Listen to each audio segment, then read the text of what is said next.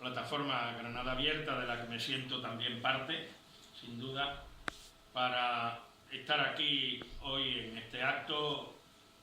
Recuerdo que uno de los primeros actos que realizó la época del Manifiesto 2 de enero, justamente en la madrasa, también tuve el honor de participar, y desde luego creo que estando hoy en Andalucía, el sitio de quienes nos creemos andaluces o andaluces de conciencia es justamente aquí, en este acto.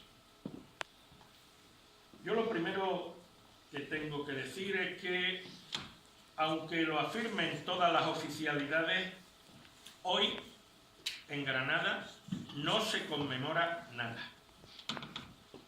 Porque conmemorar es volver a pasar por la memoria. Conmemorar es traer a la memoria hechos que ocurrieron. Y no es verdad que ocurrieran los hechos y consecuencias que se pretende hacer pasar por verdaderas. Es esta, pues, una falsa conmemoración. Algo que entra plenamente en esa categoría acuñada por el historiador Eric Hobsbawm de invención de la tradición. Ese historiador social hacía referencia sobre todo al alto número de rituales y de mitos supuestamente muy antiguos, pero realmente inventados para enaltecer y dar pedigrí histórico a la monarquía británica. Con más razón aún, nosotros podríamos hacer una larga relación de mitos y tradiciones inventadas con el objetivo de tratar de construir pilares en el imaginario ciudadano para que los ciudadanos interioricen, mediante hechos inventados muy lejos de las realidades históricas, un pasado falso. ¿Para qué? Para legitimar un presente impuesto y vacío, el de una España como supuesta nación negadora de las diversas entidades nacionales que la integran: Cataluña, Euskal Herria, Andalucía, Galicia, Canarias.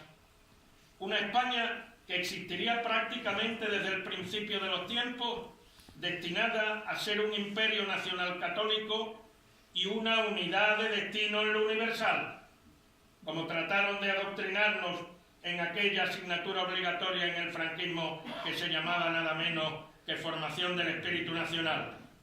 Y tienen la desvergüenza de hablar hoy de que en algunas escuelas de algunas naciones de España se adoctrina a los niños.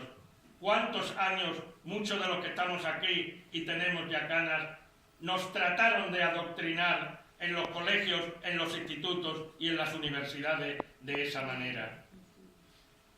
Y si es falso que se conmemora el 2 de enero de 1492, eso de celebrar lo inventado, no solamente de conmemorar lo inventado, sino de celebrar lo inventado, es simplemente ignominioso.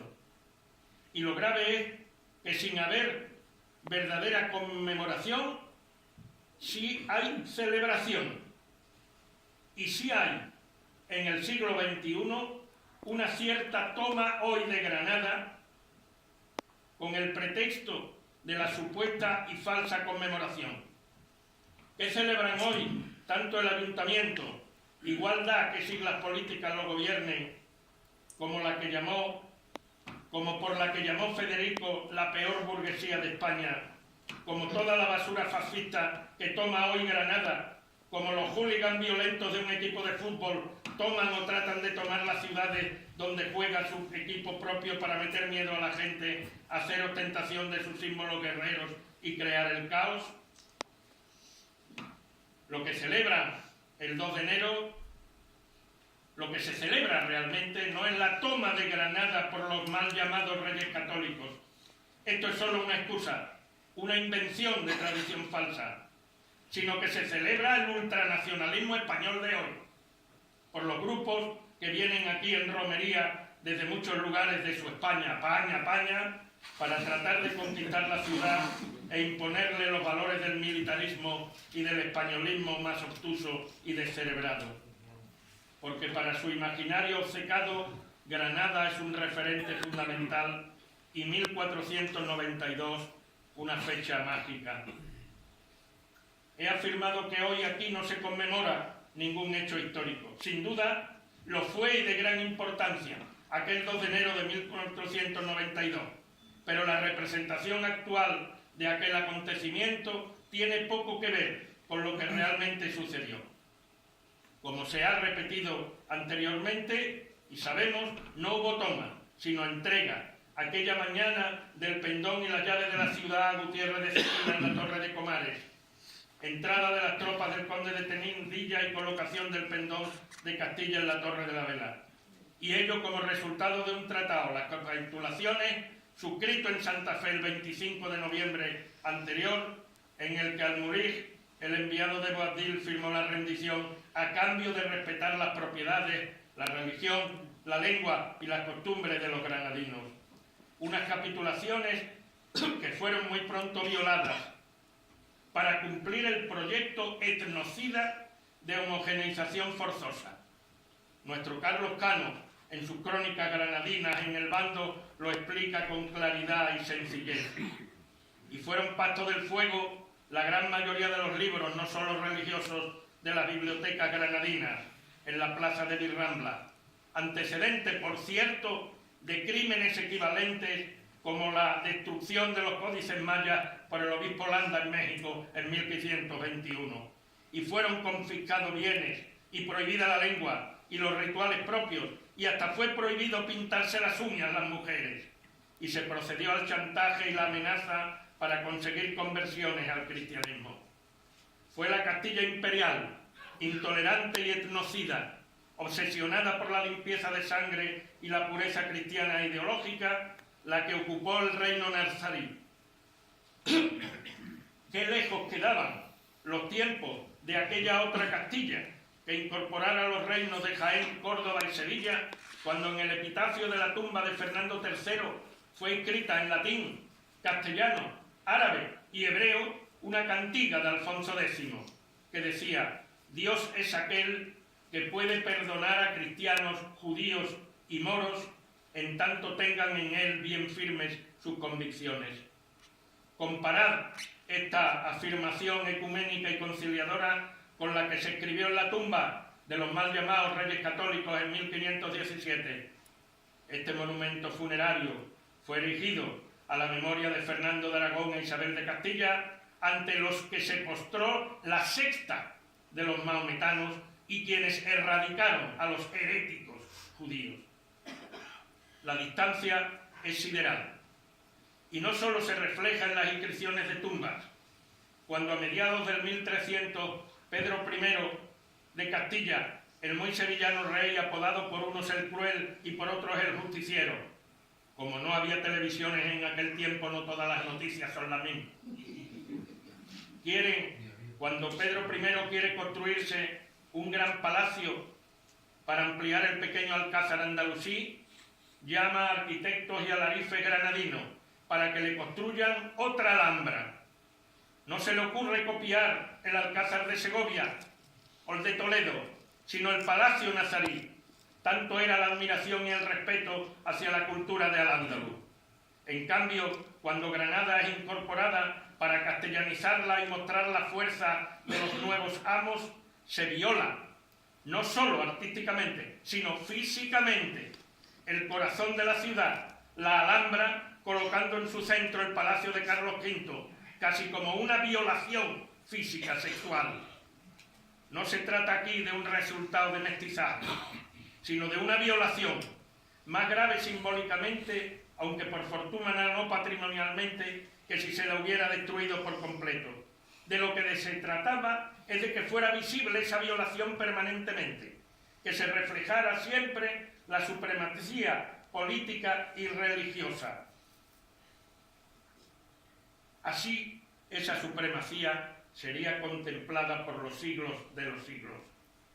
Evidentemente, la Castilla que incorporó Granada no era ya la de 200 años antes. Se había afianzado el mito de la reconquista contra la supuesta invasión islámica. Supuesta invasión, por cierto, que no aparece citada como tal en ningún documento hasta 150 años después de haberse supuestamente producido.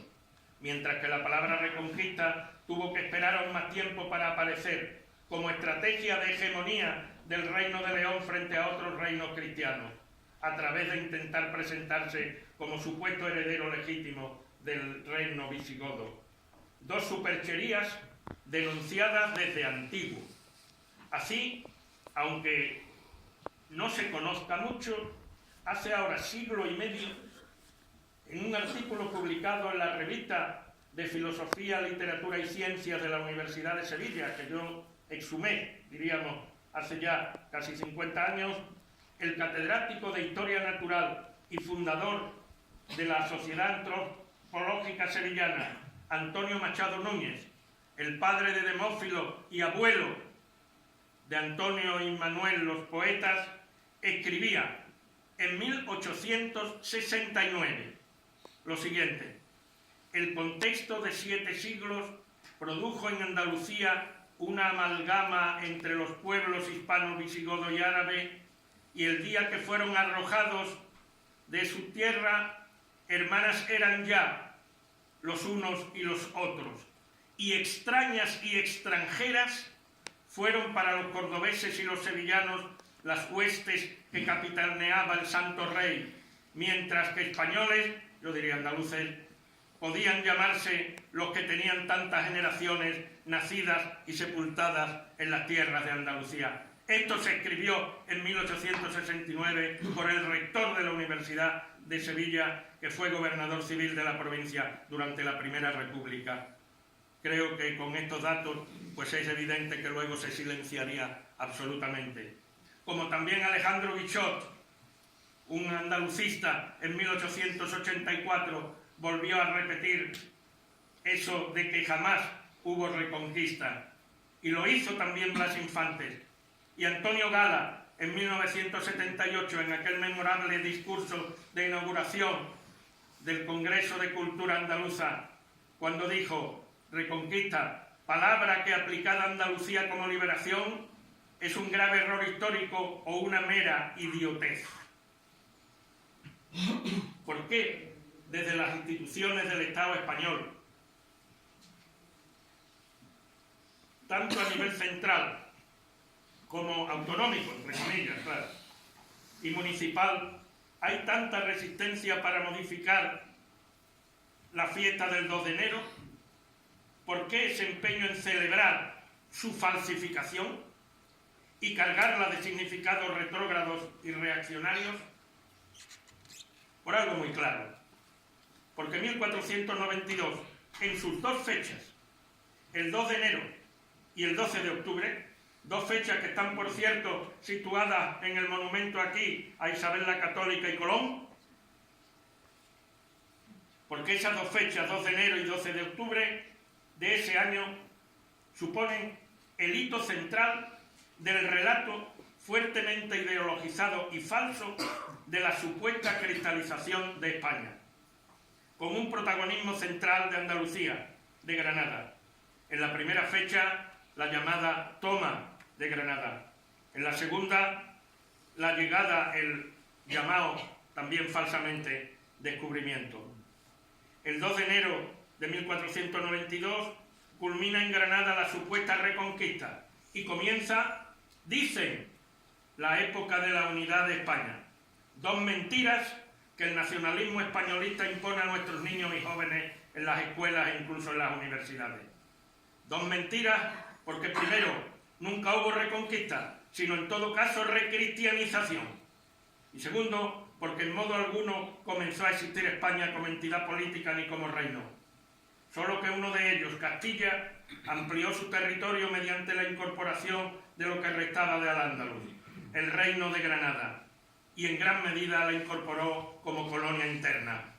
Pero siguieron existiendo por siglos los otros reinos, de Aragón, Cataluña, los territorios forales vascos, el reino de Navarra hasta el siglo siguiente y otros reinos, condados, etcétera, allende los Pirineos. No fue sino hasta el siglo XVIII con los Borbones que se inicia la centralización, anulándose los derechos políticos de las naciones y pueblos no castellanos. Y no fue hasta el siglo XIX, como ha señalado recientemente el historiador Josep Fontana, que puede hablarse realmente de una entidad política que se llame España. Para que el Estado español pudiera ser construido como nación, hacían falta dos cosas. A. Negar la evidente plurinacionalidad en lo histórico, lo cultural y lo político de los diversos pueblos-naciones integrados en él. 2. Fabricar un relato con el que plantear la antigüedad e inmanencia de esa supuesta nación española, la continuidad de su historia, incluso la existencia de un genio español histórico.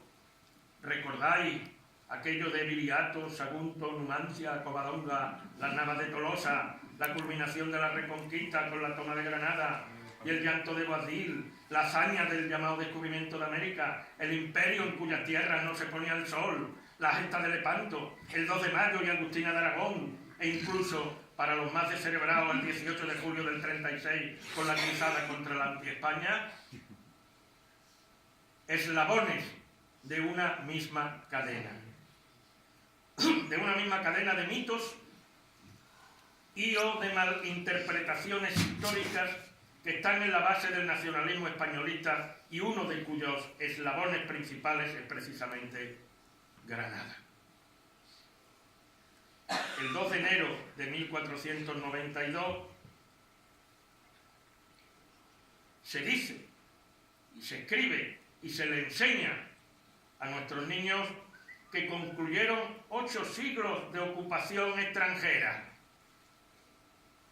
Un paréntesis en esa historia eterna de España, de nada menos que 800 años, como si fuera un desgraciado accidente en el proceso.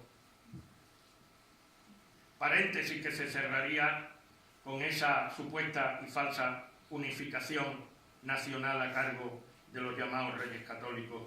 Cuántas mentiras en una sola idea. Muy poco después, la política homogeneizadora, etnocida y en gran parte también genocida, destinada a hacer desaparecer las lenguas, las religiones y el conjunto de la cultura de las poblaciones no castellanas y no cristianas. Granada fue la referencia y el laboratorio para esa política intolerante, etnocida y genocida contra andalusíes musulmanes y andalusíes judíos. La puesta fuera, la expulsión de cuanto no fuera cultural, lingüístico, religioso, castellano-cristiano, definido como ajeno, exterior, amenazante y necesario de ser extirpado por la fuerza. Lo mismo que ocurriera luego con el erasmismo, con el luteranismo, con el liberalismo y con todo cuanto ha sido calificado hasta hoy de antiespañol por no ser castellanista y cristianista. Cuestionar el relato, por falso que éste sea sobre el 2 de enero, es cuestionar la visión de España uninacional, directa heredera de Castilla y negadora de la realidad, tanto histórica como cultural actual de la península. Es cuestionar el dogma de la España una, forjada supuestamente por Isabel y Fernando y hacedora del imperio americano. Es denunciar el nacionalcatolicismo, también expresado hoy en algunos balcones, en los cuales sobre la bandera borbónico-franquista han puesto al niño Jesús, pobre él, recién nacido. Es denunciar también el militarismo que está en la base y ha venido manteniendo la ficción de un hecho de poder, el Estado español como supuesta nación y empresa conjunta de sus diversos pueblos, en realidad uncidos en piara bajo el yugo de la monarquía. Son palabras de Blas Infante. Los defensores de lo que llaman tradición granadina del 2 de enero son tan ignorantes y están tan obcecados en su ultranacionalismo reaccionario que no se han dado cuenta de su fracaso. Vitorean a su España, aplauden los etnocidios y genocidios a través de los cuales esa España intentó homogeneizarse y construirse como nación. Jalean a personajes vestidos de forma ridícula que en nada responden a la época en que tuvo lugar la supuesta toma. Dan vivas al desfile militar al que han añadido la patriótica cabra legionaria. Y supongo se regocijan también cuando ven pasar a las cuadrillas de moros y cristianos de las fiestas de tres pueblos granadinos, que en medio de tanto griterío, tanto militar y tanto fascista, seguro estarán deseando volverse a su pueblo, a sus propias fiestas, que esas sí lo son, y es donde únicamente tienen sentido, y no aquí, haciendo de figurones coartadas para que algunos moros formen parte de la cabalgata. Una bufonada verdaderamente ridícula. Y fracasan cada año, como señala el arabista Emilio González Ferrín, porque Al-Ándalus no es un tiempo pasado sin más, sino que es un componente de nuestra cultura de hoy, e incluso, como dice este investigador, de la propia forja de Europa a través de lo que él llama la transfusión mudéjar y la difusión de los saberes andalusíes en filosofía, medicina, ciencias y artes, a través de las traducciones al latín de Averroes y otros maestros, y a través de su difusión en lengua hebrea por parte de los judíos andalusíes expulsados. Y fracasan porque en una ciudad que es capaz de generar a un Fernando de los Ríos, a un Federico o a un Carlos Cano, nunca podrá triunfar el pensamiento casposo, reaccionario y contrario a la vida. Porque, por mal que nos pongan todo, como aseguraba Carlos, de Granada siempre podemos salir por las estrellas. Yo apoyo la declaración como fiesta granadina del Día de Mariana Pineda, pero si me vais a permitir, no me parecería adecuado que desapareciera la conmemoración del 2 de enero, rescatando de mentiras al 2 de enero, claro está, haciendo que desaparezcan sus múltiples falsedades actuales, parando su manipulación y dotándolo de otros significados más auténticos y que respondan a los valores de la paz, de la concordia, de la interculturalidad, de respeto al derecho a decidir de todos los pueblos, para que entonces sí pueda haber celebración. Para comprender Andalucía, para poder entender qué somos y por qué somos como somos, es necesario dejar manar los 5 caños de la fuente de nuestra identidad histórica y cultural como pueblo, sin ignorar ninguno. La fuente andalusí, que recogió la herencia de Tartesos y de la Bética, fundiéndola con la herencia greco-bizantina y la sabiduría oriental. La fuente judía, en buena parte conectada con la anterior durante mucho tiempo en Al-Ándalus. La fuente gitana, tan ignorada o infravalorada incluso aquí en esta ciudad, que tantas manifestaciones ha producido y produce. La fuente negroafricana, más ignorada y silenciada que ninguna, porque su propia existencia ligada a la esclavitud es una denuncia de la hipocresía de las religiones dominantes. Y un quinto caño, porque nos guste o no nos guste, también tenemos el caño de la fuente castellana, que sería absurdo y sectario negar, pero que en modo alguno podemos aceptar que sea la fuente única, ni podemos admitir que su supremacía política y su dominación la interiorizaremos como tal, porque Andalucía no es la ampliación de Castilla, sino un pueblo, una nación con identidad histórica, cultural y política innegable, aunque hoy con gran déficit de conciencia de pueblo. La pantomima de esta mañana en la Capilla Real y ante el Ayuntamiento desconoce 4 de estas 5 fuentes y patentiza desde el poder institucional y el poder militar que la afirmación y exaltación de esa fuente única, para ellos la castellano-cristiana, solo puede mantenerse por la violencia institucional y la fuerza de las armas y con base en la falsificación de la historia. Que personajes, como el año pasado Esperanza Aguirre, dijera el 2 de enero es un día de gloria para los españoles, ya que con el Islam no tendríamos hoy libertad, muestra no solo el nivel intelectual de quien no supo evitar, si es que lo intentó, rodearse de delincuentes, sino cuál es el nivel intelectual, desgraciadamente, de tanta gente y de tantos hermanos y hermanas. Los gritos de España cristiana y nunca musulmana me merecen la misma consideración sobre el sentido de realidad de quienes lo lanzan. Quizá deberían estar más preocupados por la España atea o indiferente de los religiosos o convertida casi completamente a la religión del mercado, como cualquiera puede comprobar con solo observar cómo se celebra la Navidad, por ejemplo. El falseamiento de la conmemoración del 2 de enero y su transformación en fiesta bufa y en meca de las organizaciones fascistas debe llevarnos a la anulación de la conmemoración. Repito que me parece excelente y apoyo la reivindicación del 26 de mayo, Día de Mariana, para que sea declarado fiesta local granadina, exaltando los valores de libertad, igualdad y republicanismo. Pero considero que no debemos dejar vacío y dejar a los enemigos la conmemoración falsificada del 2 de enero, a consideración, claro está, de una profunda resignificación de su significado. No es fácil, claro que no, pero yo entiendo que es posible. Es más, creo que es imprescindible. Nada de dejar el 2 de enero a esa gente.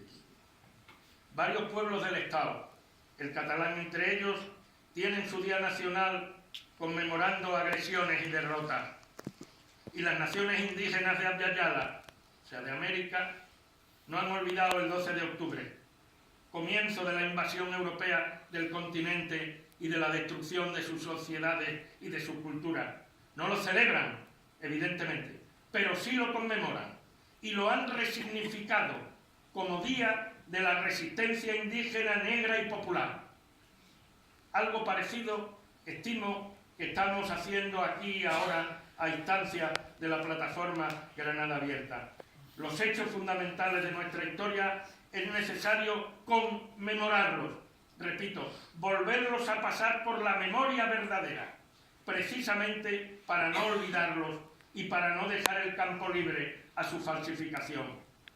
No vayamos a convertirnos en el Macondo que narraba García Márquez, donde la pérdida de la memoria fue sumiendo a sus gentes en la estupidez del olvido, en palabras del universal novelista.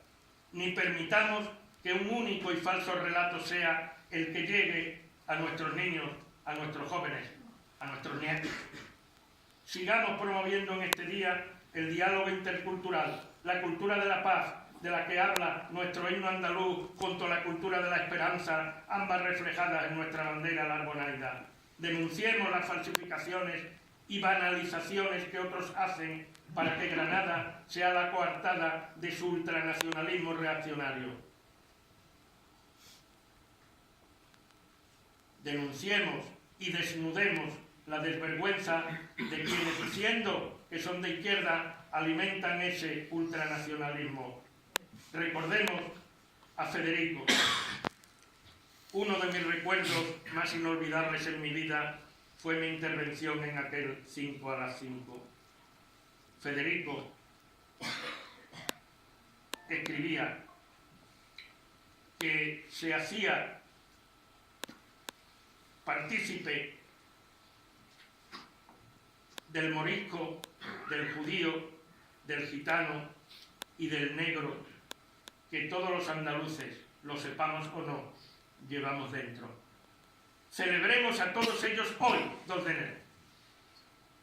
A los moriscos, a los gitanos, a los judíos y a los negros, cuya realidad física, y quisieron también la cultural, pero no la lograron del todo, quisieron amputar aquel 2 de enero, los años después, sobre todo, de aquel 2 de enero, y quieren amputar hoy. Celebrémoslo a ellos y que los fascistas disfruten con sus fanfarrias y falsos pendones el tiempo que les pueda quedar. Que se ahoguen en su propia salsa. Nosotros a construir interculturalismo y a reafirmarnos en nuestras 5 fuentes. Si no pueden si no pudieron tener continuidad e innovaciones como el Manifiesto por la Concordia que llegó a leerse el año 2000, como se ha recordado, ante el boicot del PP y de los militares y las propuestas ultras. Yo recuerdo algunos políticos que en semanas atrás han acusado a algunos pueblos de despertar el fantasma del fascismo, como si el fascismo fuera un fantasma y no una realidad que sigue vigente como herencia del franquismo. Qué gran ocasión perdida aquella para soltar todo ese lastre. Pero no hay que desfallecer, por más que pretendan asustarnos con el "a por ellos o a él", tan tristemente escuchado semanas atrás. Ni tengamos aprensión porque nos acusen de querer romper la tradición. Primero, porque esa tradición es inventada y falsificadora de la realidad histórica. Y segundo, porque aunque fuera tradición verdadera, que no lo es, los valores que transmite, los que se activan realmente, son frontalmente contrarios a los valores de la democracia, la justicia, la libertad y la soberanía sobre su conciencia de las personas y sobre su futuro de los pueblos, en nuestro caso el andaluz. Y permitidme que desde este balcón imaginado, ante la Granada más lúcida, en vez de invocar a los ínclitos, invoquemos a la paz, la concordia, el mestizaje entre culturas y la libertad para Andalucía y para todos los pueblos y para todos los seres humanos. Precisamente hoy, día 2 de enero, en Granada. Qué mejor ocasión y qué mejor ciudad para hacerlo.